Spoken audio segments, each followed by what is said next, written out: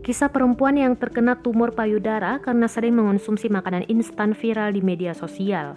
Kisah itu diunggah oleh akun TikTok @hereiem pada Selasa 2 Maret 2021. Perempuan itu mengaku senang mengonsumsi mie instan hingga ayam goreng, sehingga dirinya harus dioperasi setelah didiagnosa terkena tumor payudara. Perempuan yang terkena tumor payudara itu bernama Sandra, 20 tahun dari Jakarta. Saat dihubungi, Sandra mengungkapkan kronologi dirinya bisa terkena tumor payudara. Ia ternyata hampir setiap hari mengonsumsi makanan instan. Tak hanya mie dan ayam goreng, Sandra juga suka makan kulit ayam goreng. Sandra lalu mengetahui ada benjolan di payudara pada Agustus 2020 lalu.